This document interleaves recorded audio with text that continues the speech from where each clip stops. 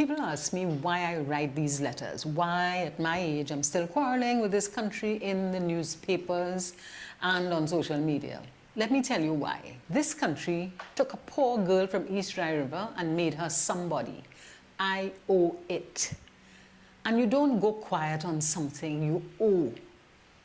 I'm Dennise Demming. Other people will know me as Dennise Romany. This week, I want to tell you, my mother went to school up to Standard 2. That's it, Standard 2. My father learned a trade. He was a shoemaker. Neither of them was what you could call properly educated. Imagine that. They were not properly educated. Their daughter has 3 degrees.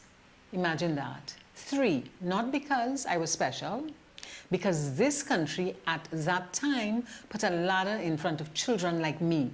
Free education, real opportunity.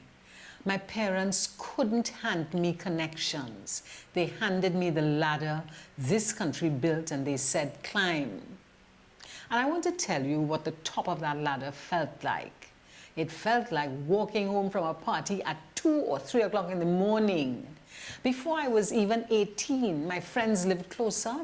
So one by one, they'd reach home, and the last stretch of the road was mine alone. A teenage girl alone in the middle of the night. Think of that. And I felt safe. Hold those 2 things together, because together they were the country's promise.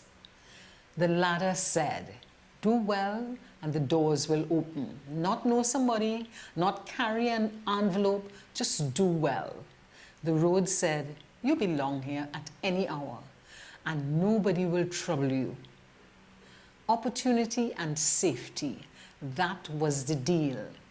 I am the evidence that the deal was real because I climbed it with nothing in my hand but school books. Now let me put the therapist hat on, because there's something I need you to understand about why I can't stay quiet. In my office, when a couple sits down and they're still arguing, still writing letters, still quarreling about the same thing after 30 years, you know what I see? Hope. You only fight for something you still believe in. The dangerous couple is the quiet one. We talked about that in episode 1. Indifference is the end. Anger is still a form of love. So when you see me in the papers quarreling about pensions, plastic bottles, the state of things, don't mistake it for bitterness. That is a woman who is still in love, refusing to watch the marriage die quietly. Criticism from a stranger is an attack. Criticism from someone who owes you their whole life. That is loyalty with its voice raised. This week, I want you to do one thing. Tell somebody your ladder story. Who put the ladder in front of you? A teacher? A program? A stranger who gave you a chance? Say it out loud to somebody younger than you. Because a country that forgets how people climbed stops building ladders. And gratitude that stays in your head builds nothing.